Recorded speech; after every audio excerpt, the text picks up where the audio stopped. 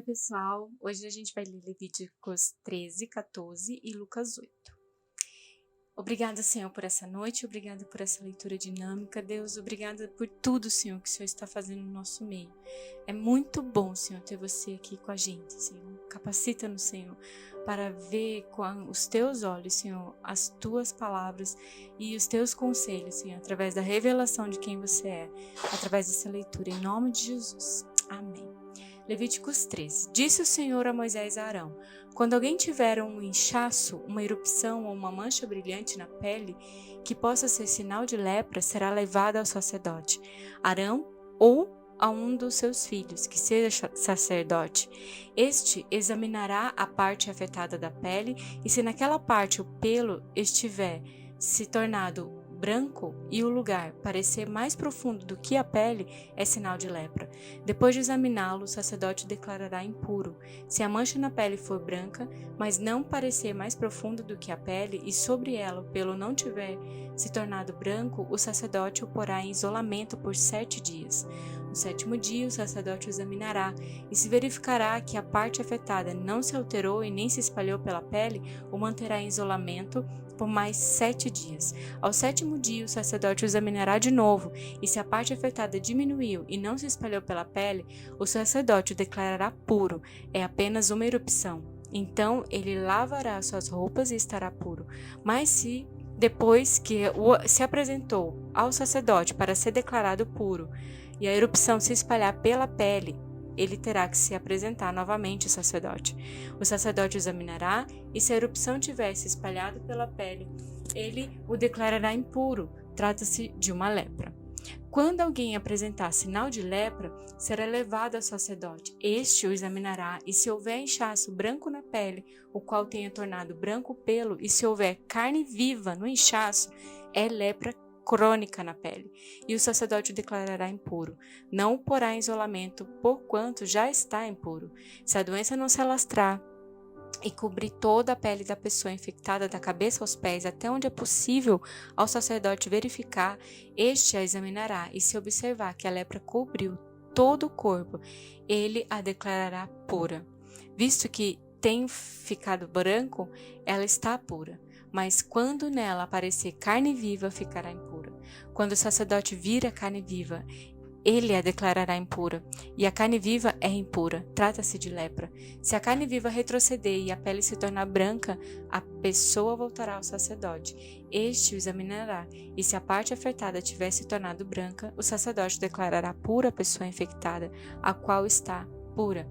Quando alguém tiver uma ferida purulenta em sua pele e ela sarar, e no lugar da ferida aparecer um inchaço branco ou uma mancha avermelhada, ele se apresentará ao sacerdote. Este examinará o local, e se parecer mais profundo do que a pele e o pelo ali e tiver se tornado branco, o sacerdote o declarará impuro. É sinal de lepra, que se alastrou onde estava a ferida. Mas se quando o sacerdote o examinar, não houver nenhum pelo branco e o lugar não estiver mais profundo do que a pele e tiver diminuído, então o sacerdote o porá em isolamento por 7 dias. Se de fato estiver se espalhando pela pele, o sacerdote o declarará impuro, é sinal de lepra. Mas se a mancha não tiver sido alterada, nem se espalhado, é apenas a cicatriz da ferida, e o sacerdote o declarará puro. Quando alguém tiver uma queimadura na pele e uma mancha avermelhada ou branca aparecendo na carne viva da queimadura, e o sacerdote examinar a mancha, e se pelo sobre ela estiver branco e ela parecer mais profunda do que a pele, é lepra que surgiu na queimadura. O sacerdote o declarará impuro, é sinal de lepra na pele. Mas se o sacerdote examinar a mancha e nela não houver pelo branco, e esta não tiver mais profunda do que a pele e tiver diminuído, então o sacerdote o porá em isolamento por 7 dias. No 7º dia, o sacerdote o examinará, e se a mancha tiver se espalhado pela pele, o sacerdote o declarará impuro, é sinal de lepra. Se, todavia, a mancha não tiver se alterado nem se espalhado pela pele, mas tiver diminuído, é um inchaço da queimadura, e o sacerdote o declarará puro, é apenas a cicatriz da queimadura. Quando um homem ou uma mulher tiver uma ferida na cabeça ou no queixo, o sacerdote examinará a ferida, e se ela parecer mais profunda do que a pele e o pelo nela for amarelado e fino, o sacerdote declarará impuro aquela pessoa. É sarna. Isto é lepra da cabeça ou do queixo. Mas se quando o sacerdote examinar o sinal de sarna, este não parecer mais profundo do que a pele e não houver pelo escuro nela, então o sacerdote porá a pessoa infectada em isolamento por 7 dias. No 7º dia o sacerdote examinará a parte afetada, e se a sarna não tiver se espalhado e não houver pelo amarelo nela, e não parecer mais profunda do que a pele, a pessoa rapará os pelos, exceto a parte afetada, e o sacerdote a porá em isolamento por mais 7 dias. No 7º dia, o sacerdote examinará a sarna, e se não tiver se espalhado mais e não parecer mais profunda do que a pele, o sacerdote declarará pura a pessoa. Esta lavará a roupa e estará pura. Mas se a sarna se espalhar pela pele depois de que a pessoa for declarada pura, o sacerdote a examinará, e se a sarna tiver se espalhado pela pele, o sacerdote não precisará procurar pelo amarelo. A pessoa está impura. Se, entretanto, verificar que se não houve alteração e cresceu pelo escuro, a sarna está curada. A pessoa está pura e o sacerdote declarará pura. Quando o homem ou uma mulher tiver manchas brancas na pele, o sacerdote examinará as manchas, e se forem brancas e sem brilho, é eczema que se alastrou. Essa pessoa está pura. Quando os cabelos de um homem caírem, ele está calvo, todavia puro. E se lhe caírem os cabelos da frente da cabeça, ele está meio calvo, porém puro. Mas se tiver uma ferida avermelhada na parte calva da frente ou de trás da cabeça, é lepra, que se alastra pela calva da frente ou de trás da cabeça.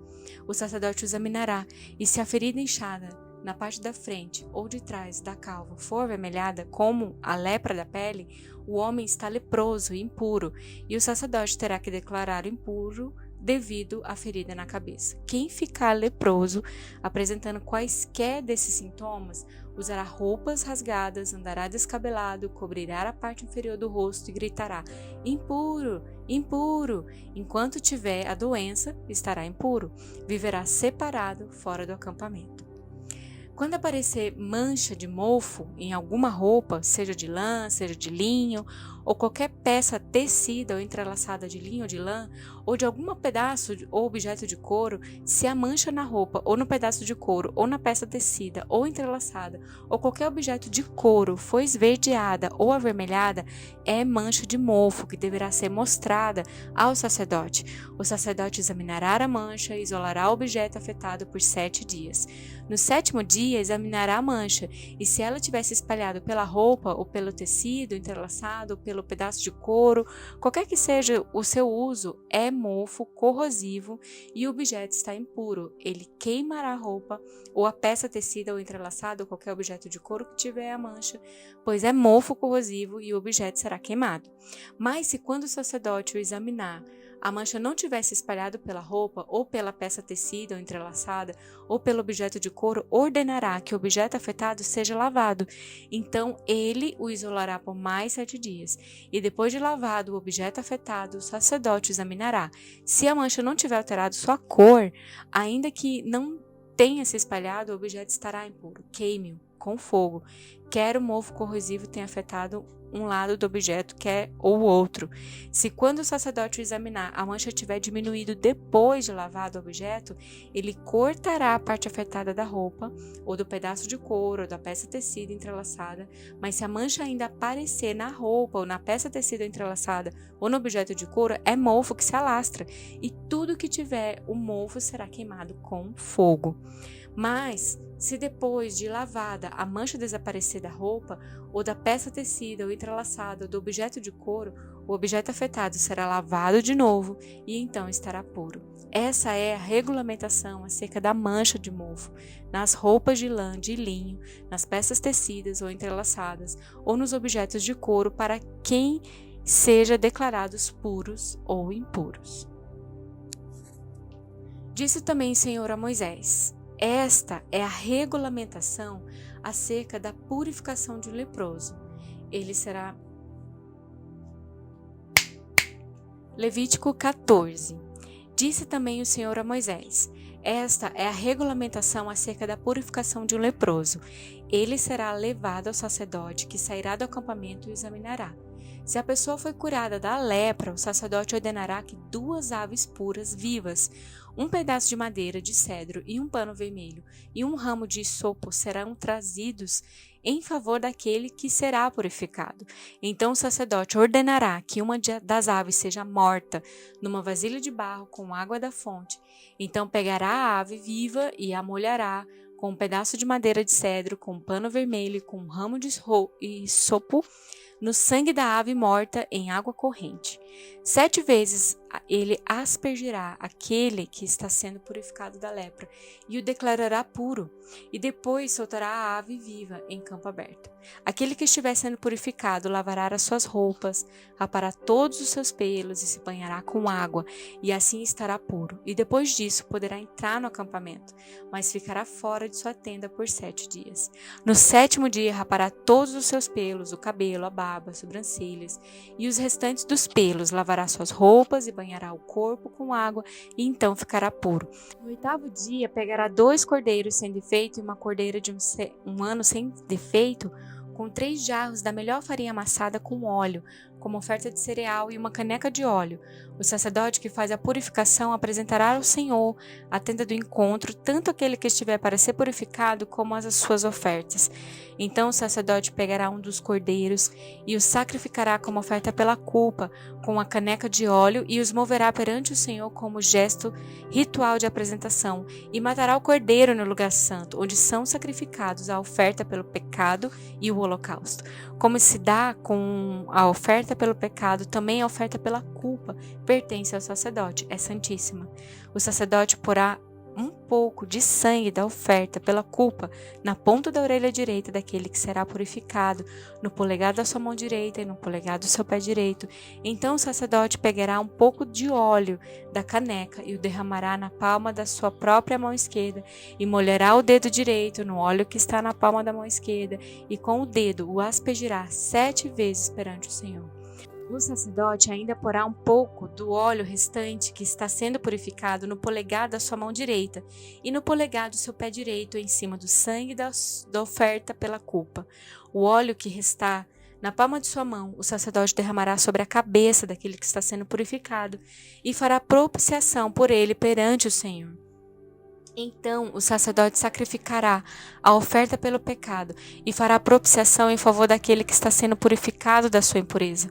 E depois disso, o sacerdote matará o animal do holocausto e o oferecerá sobre o altar com a oferta de cereal, e assim fará propiciação pelo ofertante, o qual estará puro. Se todavia o ofertante for pobre, sem recursos para isso, pegará um cordeiro como oferta pela culpa, o qual será movido para fazer propiciação pelo ofertante, com um jarro da melhor farinha, amassada com óleo como oferta de cereal, uma caneca de óleo e 2 rolinhas ou 2 pombinhos, conforme os seus recursos, um como oferta pelo pecado e outro como holocausto. E no 8º dia o ofertante os trará para sua purificação ao sacerdote, à entrada da tenda do encontro perante o Senhor. O sacerdote pegará o cordeiro da oferta pela culpa com uma caneca de óleo e os moverá perante o Senhor como gesto ritual de apresentação. Matará o cordeiro da oferta pela culpa e pegará um pouco do sangue e porá na ponta da orelha direita daquele que está sendo purificado, no polegar da sua mão direita e no polegar do seu pé direito. O sacerdote derramará um pouco do óleo na palma da sua mão esquerda e, com o dedo indicador direito, aspergirá um pouco do óleo da palma de sua mão esquerda 7 vezes perante o Senhor. Ele porá o óleo da palma da sua mão nos mesmos lugares em que pôs o sangue da oferta pela culpa, na ponta da orelha direita daquele que está sendo purificado, no polegar da sua mão direita e no polegar do seu pé direito. O que restar do óleo na palma da sua mão, o sacerdote derramará sobre a cabeça daquele que está sendo purificado, para fazer propiciação por ele perante o Senhor. Depois sacrificará uma das rolinhas ou um dos pombinhos, conforme os seus recursos, a um como oferta pelo pecado e outro como holocausto, com a oferta de cereal. Assim o sacerdote fará propiciação perante o Senhor em favor daquele que está sendo purificado. Essa é a regulamentação para todo aquele que tem lepra e não tem recursos para fazer a oferta de purificação. O Senhor disse a Moisés e Arão: Quando vocês entrarem na terra de Canaã, que dou a vocês como propriedade, e eu puser mancha de mofo numa casa, na terra que lhes pertence, o dono da casa irá ao sacerdote e dirá: parece-me que há mancha de mofo em minha casa. Antes de examinar o mofo, o sacerdote ordenará que desocupem a casa, para que ou nada que houver na casa se torne impuro, e depois disso o sacerdote irá examinar a casa. Examinará as manchas nas paredes, e se elas forem esverdeadas ou avermelhadas e parecerem mais profundas do que a superfície da parede, o sacerdote sairá da casa e a deixará fechada por 7 dias. No 7º dia voltará para examinar a casa. Se as manchas se houverem se espalhado pelas paredes da casa, ordenará que as pedras contaminadas pelas manchas sejam retiradas e jogadas num local impuro fora da cidade. Fará que a casa seja raspada por dentro e que o repouco raspado seja jogado num local impuro fora da cidade. Depois colocarão outras pedras no lugar das primeiras e rebocarão a casa com um barro novo. Se a mancha tornar a alastrar-se na casa depois de retiradas as pedras e de raspada e rebocada a casa, o sacerdote irá examiná-la, e se as manchas se espalharem pela casa, é mofo corrosivo, a casa está impura, ela terá que ser demolida, as pedras, as madeiras e todo o reboco da casa, tudo será levado para um local impuro fora da cidade. Quem entrar na casa, enquanto estiver fechada, estará impuro até a tarde. Aquele que dormir ou comer na casa terá que lavar as suas roupas. Mas se o sacerdote for examiná-la, e as manchas não houverem se espalhado depois de rebocada a casa, declarará pura a casa, pois as manchas de mofo desapareceram. Para purificar a casa, ele pegará 2 aves, um pedaço de madeira de cedro, um pano vermelho e hisopo, e depois matará uma das aves numa vasilha de barro com água da fonte. Então pegará o pedaço de madeira de cedro, o hisopo, o pano vermelho e a ave viva, e os molhará no sangue da ave morta e na água da fonte, e aspergirá a casa 7 vezes. Ele purificará a casa com o sangue da ave, com a água da fonte, com a ave viva e com pedaços da madeira de cedro, com o hisopo e com o pano vermelho. E depois soltará a ave viva no campo aberto fora da cidade. Assim fará propiciação pela casa, e ela ficará pura. Essa é a regulamentação acerca de qualquer tipo de lepra, de sarna, de mofo nas roupas, numa casa, e de inchaço, erupção ou mancha brilhante, para se determinar quando uma coisa é pura ou impura. Essa é a regulamentação acerca de qualquer tipo de lepra e de mofo. Uau, é impressionante. Eu não sei se você lendo esses textos você imagina, mas eu lendo desde a parte dos sacrifícios dos animais e até esse momento aqui, eu fico impressionado com o volume de trabalho que o sacerdote tinha. É impressionante, não é? Ele era responsável pelo templo, ele era responsável pelas entregas ali, pelos sacrifícios, ele era responsável por um exame médico, né, de entender se essa pessoa tinha uma doença ou não, se ele estava puro ou impuro. Ele era responsável para entender se uma casa estava num estado onde o mofo ia tomar conta dela ou não. Os sacerdotes, né, tinham muito trabalho. Eles tinham muito a fazer. Isso aponta, na verdade, obviamente, para Deus. Isso aponta muito para quem nosso Deus é. E esses textos de Levíticos, eles mostram a santidade de Deus. Eles falam a respeito de o quão santo Deus é. Não existe ninguém como o nosso Deus. Ele é santo, perfeito, totalmente santo, totalmente puro. Ele é movido, ele é santidade em ação, ele é santidade por ser quem ele é. Ele é a essência da pureza, ele é a essência de uma luz gloriosa. Ele é totalmente único. Ele é Deus. E ele escolheu mostrar a sua grandeza, mostrar a sua bondade, mostrar a sua glória através desse relacionamento com o seu povo, com o povo de Israel. E quando eu e você vemos cada um desses detalhes que eu e você estamos lendo, ele está mostrando o seu cuidado. Ele está mostrando as suas bênçãos de cuidado, de provisão, de como o povo poderia estar em contato com um Deus santo, com um Deus alto, com um Deus puro. De uma maneira que ele, santo, puro, perfeito, poderia estar no meio do seu povo, poderia estar com eles. Então Deus, ele deu as leis para tornar estar no meio do povo possível. Ele fez isso para que o homem pudesse, através de alguns mandatos, estar junto de Deus. E eles faziam, e faziam, e faziam, e isso nunca aperfeiçoou o homem. Até que Jesus veio, e Jesus trouxe um novo padrão. Jesus, ele se tornou esse sacerdote que tinha todo esse trabalho para cuidar disso, trabalho para cuidar daquilo, trabalho para fazer o sacrifício, trabalho para para cuidar da casa, para saber se tem lepra, para saber se está saudável, para saber se está puro, para saber se está impuro.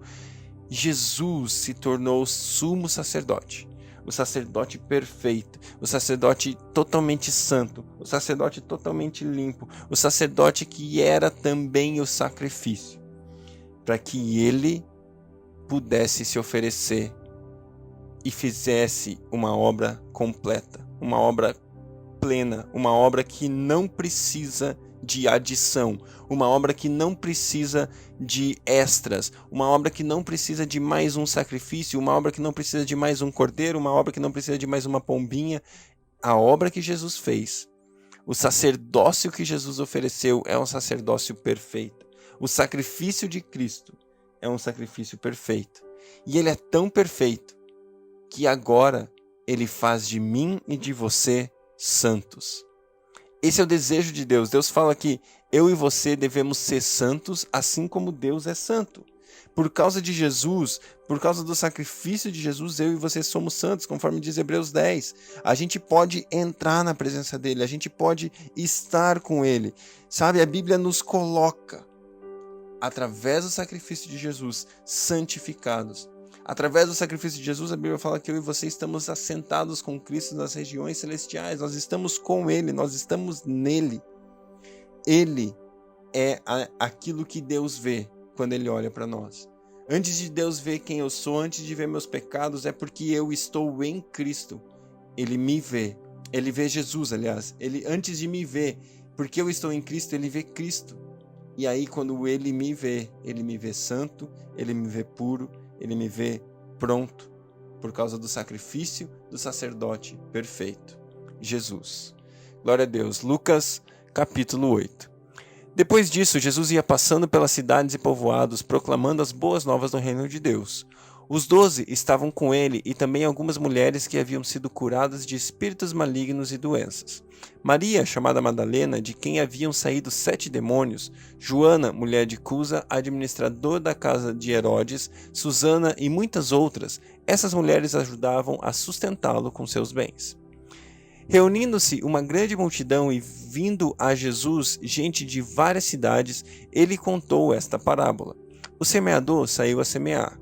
Enquanto lançava a semente, parte dela caiu à beira do caminho, foi pisada e as aves do céu a comeram. Parte dela caiu sobre pedras, e quando germinou, as plantas secaram porque não havia umidade. Outra parte caiu entre espinhos que cresceram com ela e sufocaram as plantas. Outra ainda caiu em boa terra, cresceu e deu boa colheita, a 100 por 1. Tendo dito isso, exclamou: Aquele que tem ouvidos para ouvir, ouça. Seus discípulos perguntaram-lhe o que significava aquela parábola. E ele disse: A vocês foi dado o conhecimento dos mistérios do reino de Deus, mas aos outros falo por parábolas, para que, vendo, não vejam, e ouvindo, não entendam. Este é o significado da parábola. A semente é a palavra de Deus. As que caíram à beira do caminho são os que ouvem. E então vem o diabo e tira a palavra do seu coração, para que não creiam e não sejam salvos. As que caíram sobre as pedras são os que recebem a palavra com alegria quando a ouvem, mas não têm raiz. Creem durante algum tempo, mas desistem na hora da provação. As que caíram entre espinhos são os que ouvem, mas ao seguirem seu caminho são sufocados pelas preocupações, pelas riquezas e pelos prazeres da vida, e não amadurecem. Mas as que caíram em boa terra são os que, com o coração bom e generoso, ouvem a palavra e a retêm e dão fruto com perseverança. Ninguém acende uma candeia e a esconde num jarro ou coloca debaixo da cama. Ao contrário, coloca num lugar apropriado de modo que os que entram possam ver a luz. Porque não há nada oculto que não venha a ser revelado e nada escondido que não venha a ser conhecido e trazido à luz. Portanto, considerem atentamente como vocês estão ouvindo. A quem tiver mais lhe será dado. De quem não tiver, até o que pensa que tem lhe será tirado. A mãe de Jesus e os irmãos de Jesus foram vê-lo, mas não conseguiam se aproximar dele por causa da multidão. Alguém lhe disse: tua mãe e teus irmãos estão lá fora e querem te ver. Ele lhes respondeu: minha mãe e meus irmãos são aqueles que ouvem a palavra de Deus e a praticam. Certo dia, Jesus disse aos seus discípulos: vão para o outro lado. Eles entraram no barco e partiram. Enquanto navegavam, ele adormeceu. Abateu-se sobre o lago um grande vendaval, de modo que o barco estava sendo inundado, e eles corriam grande perigo. Os discípulos foram acordá-lo clamando: Mestre, mestre, nós vamos morrer. Ele se levantou e repreendeu o vento e a violência das águas. Tudo se acalmou e ficou tranquilo. Onde está a sua fé? Perguntou ele aos discípulos. Amedrontados e admirados, eles perguntaram uns aos outros: quem é esse que até os ventos e as águas dão ordem e eles lhe obedecem? Navegaram para a região dos Gerazenos, que fica do outro lado do lago, em frente à Galiléia. Quando Jesus pisou na terra, foi de encontro a ele um endemoniado daquela cidade. Fazia muito tempo que aquele homem não usava roupas, nem vivia em casa alguma, mas nos sepulcros. Quando viu Jesus, gritou, prostrou-se aos seus pés e disse em alta voz: que queres comigo, Jesus, Filho do Altíssimo? Rogo-te que não me atormentes. Pois Jesus havia ordenado que o espírito imundo saísse daquele homem. Muitas vezes ele tinha se apoderado dele. Mesmo com os pés e as mãos acorrentadas e entregue aos cuidados dos guardas, ele quebrava as correntes e era levado pelo demônio a lugares solitários. Jesus lhe perguntou: qual é o seu nome? Legião, respondeu ele, porque muitos demônios haviam entrado nele, e imploravam-lhe que não os mandasse para o abismo. Uma grande manada de porcos estava pastando naquela colina. Os demônios imploraram a Jesus que lhes permitissem entrar neles, e Jesus lhes deu permissão. Saindo do homem, os demônios entraram nos porcos e toda a manada atirou-se precipício abaixo em direção ao lago e se afogou. Vendo o que acontecera, os que cuidavam dos porcos fugiram e contaram esses fatos na cidade e nos campos. O povo foi ver o que havia acontecido. Quando se aproximaram de Jesus, viram que o homem de quem havia saído demônios estava sentado aos pés de Jesus, vestido e em perfeito juízo, e ficaram com medo. Os que tinham visto contaram ao povo como o endemoniado fora curado. Então, todo o povo da região dos Gerazenos suplicou a Jesus que se retirasse, porque estavam dominados pelo medo. Ele entrou no barco e regressou. O homem de quem havia saído os demônios suplicava-lhes que deixasse ir com eles, mas Jesus mandou-o embora dizendo: volte para casa e conte o quanto Deus fez a você. Assim, o homem foi e anunciou à cidade inteira o quanto Jesus tinha feito por ele. Quando Jesus voltou, uma multidão o recebeu com alegria, pois todos o esperavam. Então um homem chamado Jairo, dirigente da sinagoga, veio e prostrou-se aos pés de Jesus, implorando-lhe que fosse à sua casa, porque sua única filha, de cerca de 12 anos, estava à morte. Estando Jesus a caminho, a multidão o comprimia. E estava ali certa mulher que havia 12 anos vinha sofrendo de uma hemorragia e gastara tudo o que tinha com os médicos, mas ninguém pudera curá-la. Ela chegou por trás dele e tocou na borda do seu manto, e imediatamente cessou a hemorragia. Quem tocou em mim? Perguntou Jesus. Como todos negassem, Pedro disse: Mestre, a multidão se aglomera e te comprime. Mas Jesus disse: Alguém tocou em mim, e eu sei que de mim saiu o poder.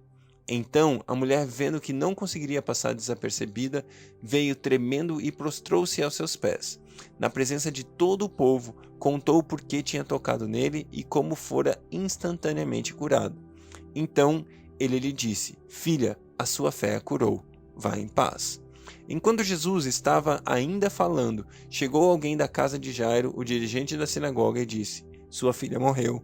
não incomode mais o mestre. Ouvindo isso, Jesus disse a Jairo: Não tenha medo, então tão somente creia, e ela será curada. Quando chegou à casa de Jairo, não deixou ninguém entrar com ele, exceto Pedro, João e Tiago, e o pai e a mãe da criança. Enquanto isso, todo o povo estava se lamentando e chorando por ela. Não chorem, disse Jesus. Ela não está morta, mas dorme. Todos começaram a rir dele, pois sabiam que ela estava morta. Mas ele a tomou pela mão e disse: Menina, levante-se. O espírito dela voltou, e ela se levantou imediatamente. Então Jesus lhes ordenou que dessem de comer a ela. Os pais dela ficaram maravilhados, mas ele lhes ordenou que não contassem a ninguém o que tinha acontecido.